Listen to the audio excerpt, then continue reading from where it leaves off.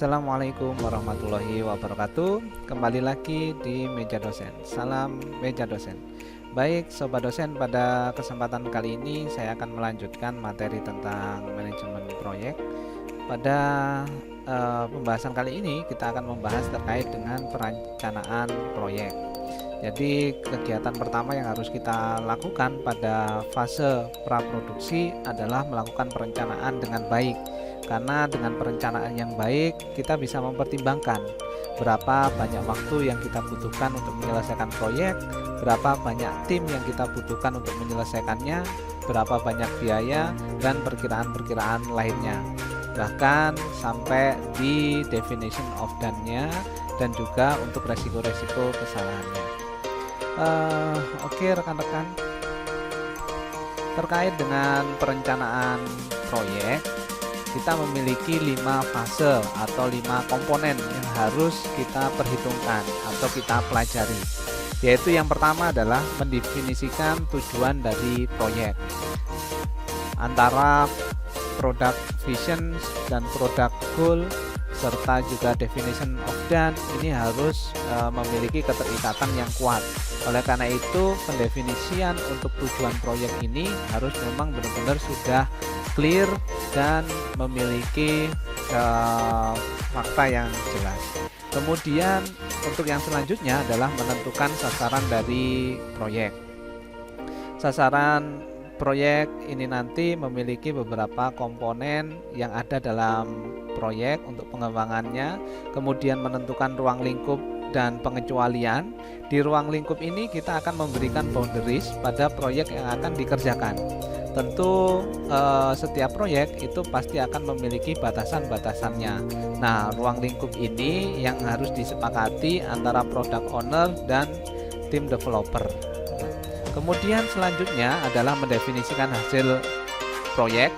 Di hasil proyek ini itu juga sudah harus ada yang namanya definition of done atau DOD.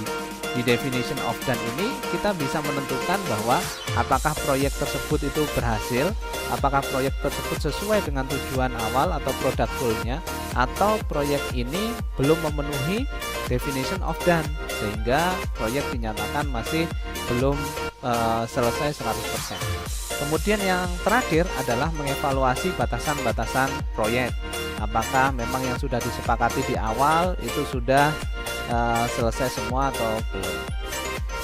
Nah, kita bahas satu persatu nih rekan-rekan. Yaitu yang pertama terkait dengan mendefinisikan tujuan proyek. Tujuan proyek merupakan komponen pertama dalam perencanaan proyek. Tujuan proyek berisikan pernyataan terkait how atau terkait why, mengapa melakukan proyek tersebut. Ada dasar-dasar atau landasan-landasan apa yang memperkuat kita untuk menyelesaikan proyek tersebut, atau dasar pemikiran yang digunakan untuk mengembangkan proyek tersebut. Nah, dasar ini harus kita perkuat. Mendefinisikan tujuan dapat membantu kita untuk berkomunikasi dengan stakeholder. Siapa stakeholder tersebut? Adalah orang-orang yang bekerja dalam satu tim ini untuk menyelesaikan proyek dan juga orang yang memiliki proyek, yaitu bisa saja product owner atau biasa kita sebut dengan klien kita.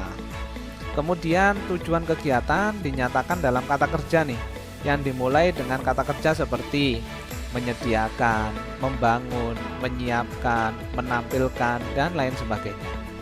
Adapun susunan frase pernyataan tujuan sejak awal harus ditulis dengan membatasi solusi. Jadi misalkan membangun sebuah animasi yang menjelaskan tentang solusi apa. Itu akan memperjelas dari tujuan proyek. Kemudian menyusun sasaran proyek. Sasaran proyek ini berisikan pernyataan terkait apa yang akan dilakukan dalam proyek tersebut. Kita biasa mengenal dengan yang namanya product backlog item. Jadi product backlog item itu adalah kumpulan dari beberapa hal atau beberapa kalau di sistem informasi adalah beberapa fitur yang harus kita selesaikan. Kemudian sasaran harus spesifik, dapat diukur, realistis, dan jika diperlukan dalam kerangka waktu. Kita biasanya menyebutnya dengan SMART ya. Nah, dengan SMART. Nah, masih ingat teman-teman untuk SMART? Nah, SMART telah kita bahas ya pada product goal sebelumnya. Silakan dilihat lagi di Miro-nya. Jadi konsepnya untuk sasaran proyek ini memang harus menggunakan konsep dari SMART ini. Kemudian yang selanjutnya, sasaran juga diekspresikan dengan pernyataan verbal agar kita memahami, sama-sama mengerti antara tim developer dan juga product owner atau klien kita agar terjadi kesepahaman. Kemudian yang selanjutnya adalah menentukan ruang lingkup proyek atau boundariesnya dan juga pengecualian. Nah, cakupan atau ruang lingkup proyek ini mengacu pada jumlah total dari kerja yang dilakukan dalam proses atau PBI-nya tadi, product backlog item-nya tadi. Kemudian cakupan direpresentasikan sebagai pernyataan komponen kerja yang termasuk di dalam proyek. Dan juga sasaran dan hasil proyek dapat menentukan kapan sesuatu berada dalam sebuah cakupan. Nah, cakupan ini biasanya disebutkan di awal atau ruang lingkupnya ini untuk kita sama-sama membatasi bahwa proyek ini memang ditujukan dengan sasaran dan cakupan yang sesuai. Kemudian di dalam cakupan ini juga mengandung pernyataan untuk pengecualian proyek, yaitu menampilkan apa yang tidak termasuk dalam proyek. Nah, misal kita menyelesaikan sebuah proyek animasi untuk satu film gitu, satu film. Nah, ada beberapa hal yang tidak masuk dalam proyek, yang tidak memang disepakati dalam pengerjaannya. Contoh misalkan adalah musik yang ini ya, background musik yang berbayar. Saat ini mungkin di proyek karena masih prototipe jadi menggunakan yang free license. Kemudian dapat menghindari perselisihan soal cakupan antara tim proyek dengan product owner atau klien. Ketika sudah tergambar atau detail dalam ruang lingkup proyek, maka definition of done sudah bisa dikerjakan, sudah bisa dirumuskan sehingga kita acuannya adalah pada DOD tersebut. Kemudian ditulis pada tempat yang mudah terlihat dan dapat dipahami oleh semua orang. Contoh nih, pengembangan pada company profile. Cakupannya dengan product owner secara bersama-sama menentukan objek yang akan ditampilkan, memilih perencanaan multimedia atau proyek animasinya, kemudian menyelesaikan proyek dalam jangka waktu 3 bulan. Kemudian pengecualiannya, pembuatan musik untuk background, visualisasi grafik dari data-data yang disampaikan oleh company profile. Jadi antara ruang lingkup dan juga pengecualian ini memang harus didefinisikan secara jelas di awal sehingga tim bisa bekerja secara profesional. Nah, namun pada saat kita berada di cakupan atau ruang lingkup, ketika nanti kita menggunakan atau mengadopsi konsep-konsep seperti agile ya, konsep-konsep agile, maka ada saatnya bahwa kita itu akan melakukan dealing ulang dengan product owner atau dengan klien terkait dengan konsep yang akan dibangun. Bisa saja ketika kita mengerjakan konsep tersebut, ternyata di lapangan konsep tersebut sudah obsolete dan muncul ide-ide baru yang lebih hype sehingga konsep ini dirubah. Nah, itu tentunya juga harus dikomunikasikan secara bersama-sama antara product owner, project manager, dan juga developer team. Jika kita menganut konsep agile. Namun jika kita menganut konsep seperti SDLC, kemudian waterfall, ya semuanya mengalir.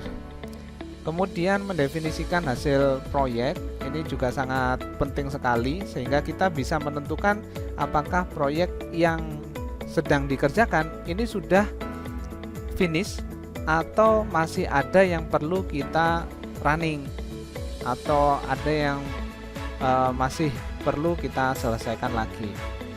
Hasil proyek ini merupakan hasil yang dapat dilihat, sudah ada produknya, sudah ada barangnya yang nanti akan dievaluasi.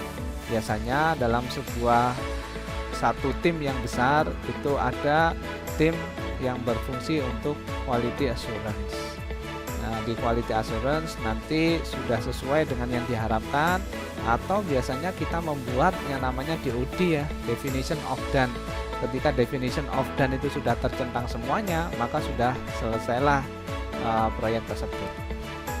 Dan hasil proyek ini itu terdiri dari dua kategori nih, yaitu hasil perantara atau biasa kita menyebut prototype, dan juga hasil akhir.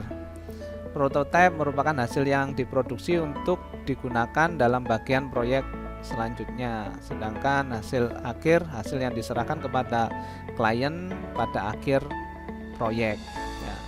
Jadi pada waktu pengerjaan untuk hasil perantara ini, kita kan harus selalu mengkomunikasikan pada product owner untuk melihat apakah memang yang kita kerjakan ini sudah sesuai yang diharapkan atau belum. Dan di hasil akhir ini merupakan hasil terakhir kita melakukan sprint. Nah, kemudian hasil proyek dapat juga disusun dengan melihat pada masing-masing sasaran dan menentukan hal-hal yang dihasilkan oleh sasaran tersebut. Kemudian dapat menyusun hasil dengan memikirkan kategori hasil, baik produk maupun jasanya. Kemudian mengevaluasi batasan proyek. Batasan dapat membantu dalam mengklarifikasi parameter-parameter proyek tadi. Nah, nanti kita akan belajar untuk mengembangkan DOD, definition of done, agar kita semua bisa membuat breakdown chart-nya. Kemudian kita juga akan mengevaluasinya dengan menggunakan beberapa beberapa pendekatan. Misalkan kita bisa memanfaatkan Kanban. Stakeholder dapat memahami faktor-faktor yang membatasi proyek, karena memang proyek ini dibatasi oleh beberapa hal yang dulu telah kita singgung, mulai dari pembiayaan, waktu, target, dan juga SDM-nya. Kemudian penentuan batasan dapat mencakup teknis, finansial juga, operasional, geografis, sumber daya, legal, maupun politik. Batasan biasanya diberikan dalam format kalimat. Oke teman-teman, itu yang harus kita persiapkan dan harus kita pelajari di perencanaan proyek ini. Dan perencanaan ini harus memang benar-benar matang, karena dengan perencanaan yang baik maka diharapkan kinerja kita juga bisa maksimal dan sesuai dengan batasan-batasan yang telah ditentukan. Termasuk ketika kita memiliki batasan waktu, kita harus menyusun untuk breakdown chart-nya atau menyusun untuk time schedule-nya agar tepat waktu juga.